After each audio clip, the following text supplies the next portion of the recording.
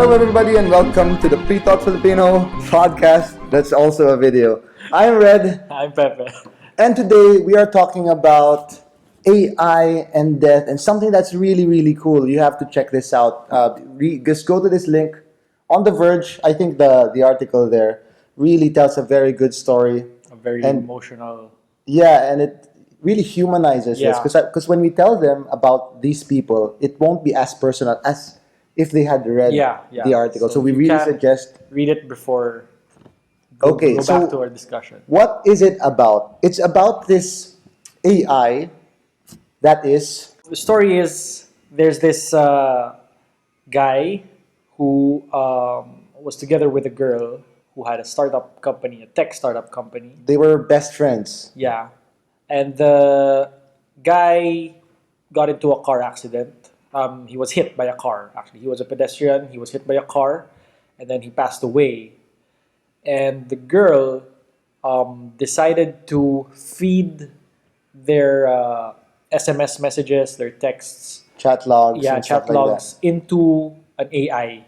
Google's Tensor. Yeah, TensorFlow. Yeah. They used TensorFlow, and then they fed the guy's conversations with her into the AI, and so she was able to quote unquote speak with him again. The guy's name was Roman. Roman Mazurenko. Yeah. The woman's name is Eugenia Cuida. Yeah. And she's the CEO and co-founder of Luca. So, Yeah, actually, you could. So she was able to talk to her dead friend. What's funny is you can also download the app. The app is Luca. It's available on the App Store, I guess. It's right here. Yeah. So we have been spending the past Few minutes. a few minutes talking to the dead, like only about appropriate things, of course. No rude stuff. Like, why would you talk to rude stuff to a dead person, right? Like, all respectful stuff, because Respect the dead, you respect the memory of the or dead. else they will haunt you. Yeah. So, all kidding aside, though, if you want to check out the app, just download the Luca app on the App Store, and then you can click the name Roman there. So actually, he is among like three others. There are only three such AIs on this app. So it's Roman, another guy. I don't know the story of the other one, and Prince. Oh, So if you're a fan of Prince as well, Purple Rain and all that, Prince you or can like that symbol. yeah Okay. yeah the artist formerly known Yeah, as it's Prince. So you can check it out. But what we'll talk about is the idea itself. It's very cool. What do you think? Because it reminds me of one of my favorite shows. Yeah. In case you haven't watched it, I think we've mentioned it so many times throughout the podcast. At the meetups, we always recommend this one show. Yeah. Black Mirror season 3 is coming out, so you have 6 episodes to watch. One of those episodes really tackles this, and you'd think that maybe that gave them the idea Yeah. to do this, because we won't spoil any of the details, but that is sort of what happened. Like a person passed away, and the other person had an opportunity to talk to the AI version of that person, and it was eerily close, as this app is. Yeah. I've always been intrigued by the idea of like transferring your consciousness, right? If you were gonna die, and if there was a way to transfer your consciousness onto a computer, would you do it? Right?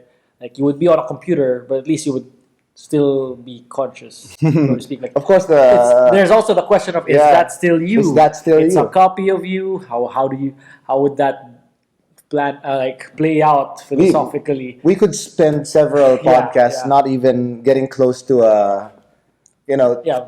to a consensus on that issue. What we will talk about now is just the very practical.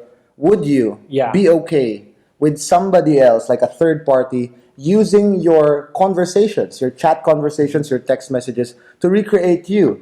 Yeah, like it's been crazy how fast data has been exploding, and one of the biggest areas where it's exploding is social media. People have been uploading information about themselves voluntarily. Yeah. Like where they eat, what they talk about. Also, chat logs are on servers Yeah. that are centrally controlled, like Facebook and Google and so on. So these companies potentially could have They have enough already by now at this the point. ability to build these kinds of bots where a version of you is available for people to talk to. Of course, it's not exactly you, but right now it's more of like a toy. It's still eerie, especially when you're dead. But right now, it can serve as something like a toy. But going forward, it's clear that what we're trying to do is, ultimately transfer the consciousness, like see Yeah. what it would be like Yeah, to exist That's the after death. end point. Yeah. That's the goalpost for now. Yeah, for so, now. like, personally, I would like if there was a way to transfer my consciousness onto a computer. Yeah. I would do it in an instant. I would do it in an instant, and I would tell it to do all of my work for me. I think that's the dream for a lot of people. Multiply yourselves. Yeah. Like you for Clones. all of your girlfriends, you could have one of your AI chatting with each one of them. So you would probably need 3, 4. That's not, Such. okay, that's not go there. Yeah, but Okay. on the question of whether people would be okay with this, I think I could confidently answer that with yes right now, because all of these apps on Facebook, those ones that, like, how do I talk, like like those things that score you or that analyze your patterns. People do that. Yeah. Like, so many people do that. They take it for granted that they're giving this third party application access to all of their messages, to Yeah. all of their history, so much personal information. Yeah. Companies pay millions of dollars for this kind of information. Of course, not just for one person, Yeah, right? But yeah. for the bulk thing and for several, for a period of Yeah. time. But people do this willingly. So the future where you would have AIs of you, I think there would be a limited number of people who care about privacy, maybe those ones, Yeah. who would even care to fight against companies doing this. I find it strange. I mean, it should be something, of course, that's voluntary. Yeah. Like they shouldn't just like, oh, by the way, we made bots for everyone, and like if you want, we can release it, but it's already there. That's kind of There's one way that you could prevent companies from doing that. The way. What's that? So before people sign up for any service, you should put it in the terms and conditions. Yes, you should put yes. it in there. Yes. And you should put a button that says "I agree," like clearly, so that people will read it first before they click "I agree." Did you Right? know, by the way, one of those things told me that I was the world's fastest reader. I hold the world record for reading because I read so many pages in just a split second. Yeah. So like I'm pretty fast So reader. yeah, we are doomed. People are going to agree to this kind of stuff, and there will be AI of every person on social media. The thing is, But- it's fun. Like Yeah. it's just a simple app. Like, what's the word you use the most on Facebook? Yeah. And then you grant this app. That's what I was talking about. Yeah. They were saying like access to all of your posting history. Like, yes, that's what's common with. What could go wrong, right? I mean, it's fun. I'm YOLO. not gonna say it's not. YOLO to Yeah. the EULA, right? YOLO to the EULA. That's So just think about the implications. Let's think about the funny implications first. Like, I'm thinking of creating an AI based on Duterte supporters. like think of that. Like, just think about it. Think about it. Like, whoever the candidate you supported was, like everyone who supported Mar, create an AI for all Mar supporters. Create an AI for all Duterte supporters. And so on. And think of the kind of person. Have them have conversations with Have them- each other. yeah. And see like what And how it count unfolds. how many death threats the Mar bot receives by the end of the day, and how many times Yellow or the something Tard, that unfortunately, right? Like that's the quality. I think people can reflect on this. Like, if I die, do I like the kind of AI I will would be leaving produce. behind? That would be a good mantra. Like, Yeah. Be like make the kind of AI you want to be when you're dead. Chat in the way that you want your AI to be, right? On a more serious note, the article did say that this is something that's helped people grieve the death of Roman Mazurenko. Now, of course, there are people on the other side saying that it makes the grieving process take longer. Yeah. Because it Yeah. buffers the sadness. Like it's really It's harder to let go because it feels like part of them is still there and you can talk to them. Yeah, but there are some benefits to this because as they have noticed, the people who have been using the app, chatting with Roman, they notice that people have become more honest when they're talking to someone who's dead. Yeah. Yeah. And I think that's a kind of therapy that a lot of people need. Just to have an outlet to be as honest as possible. Yeah. Chatbots have been used in therapy for a while. I'm not sure if you're familiar, but there was this chatbot called Eliza, which came out like Eliza. many decades ago. Yeah. And it's just a Rogerian therapy chatbot. So it just asks you things about, it keeps asking you questions about what you type, what you're writing. And then It analyzes what you type and Yeah. responds accordingly, but it's always questions. So it helps with introspection. Yeah. So you end up, learning more about how you feel and why you feel it. yeah, especially for people who are going through the unimaginable, right? God. Yeah.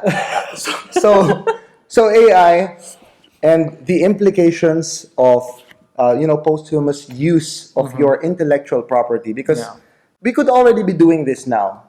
Like people who are hosting shows or celebrities, they have so many public statements, so many public communication, Yeah. and anyone can practically do what the Luca guy Yeah. people did. Yeah. Just put it into It's not TensorFlow, it's not and then uncommon to like just make Markov chain stuff for but a bunch of texts, and you can just feed it with This is really amazing. Twitter Like, feeds. like think of the applications for this. So you get a bunch of AIs. Let's say you're a fiction writer. You get them talking to each other. You don't even have to write the story anymore. Just get the logs, right? You have a playwright there. I've actually seen someone like make a YouTube video. Like he couldn't decide on what to make the script out of, so he just Yeah. decided to chat with this online chatbot, and then he made that conversation into a script, and then Yeah. he made a video out of that. So that's one way by which creative technologies are Yeah. helping drive art as well. Yeah. Or like imagine this. Like take Mein Kampf, put it into TensorFlow, like get all of the other dictators throughout history. I wonder how that would sound like, the kinds of words that would come out of the mouth. Okay, but seriously though, let's look at the I think bright it sounded side. pretty familiar. Yeah, sound pretty familiar, but let's use it for good then. Like the best thinkers in history, like in science, like people like Einstein, for instance, Put or in Bertrand Russell. yeah, Bertrand Russell, Ingersoll, all of them, all of the free thinkers, all of the great philosophers, and then they put them into there and then ask them questions. That would be- I don't think it would come close, but you get the idea, Yeah, right? yeah. And I think replacing world leaders or even national leaders with something like this, like or even crimes. Is this person guilty? That computer, the receipt would Computer come judge. out, and then wow, this is coming so close to what is that, the guilt anime? Guilt. Psychopath. Psychopaths, where no more spoilers. Highly but- recommended, but yeah. But really great stuff. This is exciting. Like people who work at Luca say that this is the future, and I quite agree with them. AI is going to get to this point. It's new and I can't wait for the singularity. But like, I'm curious if people are getting like closure. Like if they might have something like that if they were, waiting on the person who Yeah. just passed away, and then they ask them questions and then they get closure through some Yeah, like automated response. really important questions like where are the keys to my safe box? That kind of thing. Where Like, did you bury the money? Yeah, what's the password to your porn folder? Are that you kind. sure you didn't tell anyone about last weekend? Yeah, that kind of thing. Or just thinking about the negative implications of this. If you could replace people, if you could replace your friends with AI, would you need your friends still? Maybe you can isolate yourself further. Just keep talking to AI. I mean, this is the kind of thing that's already happening in Japan. Yeah, where hikikomori. all yeah, over. hikikomoris are replacing human interaction with services where they hire people to Yeah, hug, yeah. or just they buy the dolls that Yeah. look more and more realistic. And now those dolls will soon have realistic Oh, God. stuff to say to you. You can even talk to them and really replace That would humanity. be very interesting. Yeah, we just now we talked Yeah. about like what if I was busy Yeah. and I just decided, okay, I want to get my bot online. So Yeah. if people want to talk to me for trivial stuff, Yeah. not important, they could just chat with my bot. Thank you for watching this episode. we will discuss this at the meetup. Details of that on our website, on our social media sites. On behalf of Pepe, Garrick, Max, Peppertin, our analyst desk, and our millions of staff, see you next week. Bye.